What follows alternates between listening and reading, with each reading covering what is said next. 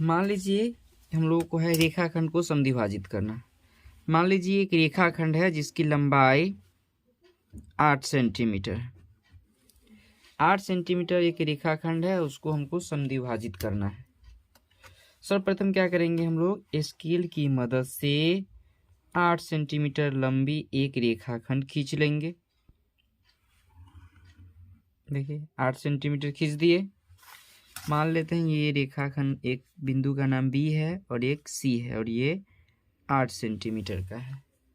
अब हम क्या करेंगे, इस खींचे गए रेखाखंड को आधा से ज़्यादा चाप लेंगे।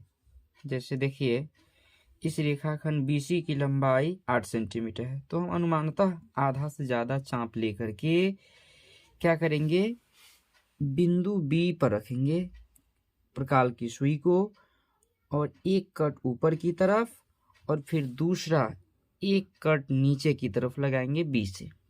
पुनः हम इस प्रकार की सुई को बिंदु C पर ले जाएंगे और एक कट फिर ऊपर की ओर, फिर एक कट नीचे की ओर लगाएंगे। वैसे स्थिति में ये दोनों कटे हुए भाग को हम स्केल की मदद से एक सरल रेखा के रूप में मिलाएंगे। अभी देखिए दोनों कटान बिंदु एक दूसरे से मिल रहे हैं और ये इस रेखाखंड को इस बिंदु पर समद्विभाजित कर रहे हैं।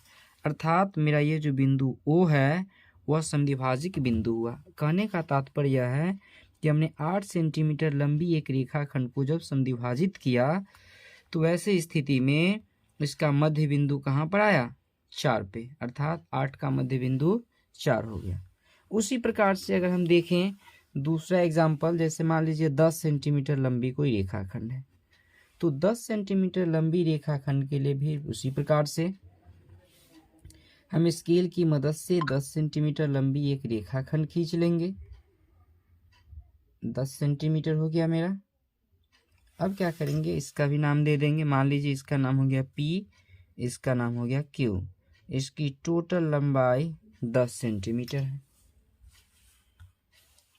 अब फिर उसी प्रकार से आधा से ज़्यादा चाप लेंगे, प्रकाल का आधा से ज़्यादा है अनुमानतः। अब क्या करेंगे, यहाँ से P से एक कट ऊपर की तरफ और दूसरा कट नीचे की तरफ लगाएंगे, दूसरा कट नीचे की तरफ। अब यहाँ पे कट गए। पुनः हम क्या करेंगे, इसको Q पर लेकर जाएंगे प्रकाल की सुई को और एक कट इधर और एक कट इधर लगाएंगे।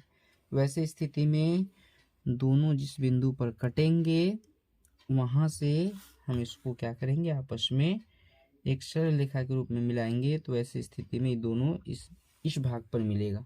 अर्थात यह 10 सेंटीमीटर लंबी खींची गई रेखाखंड का समद्विभाजक बिंदु O होगा, जो 10 के आधे यानी कि 5 पे समद्विभाजित होगा। जैसे देखिए हम स्केल से इसको माप रहे हैं तो यह 10 सेंटीमीटर का है और यह कटा किस भाग पे है, 5 पर।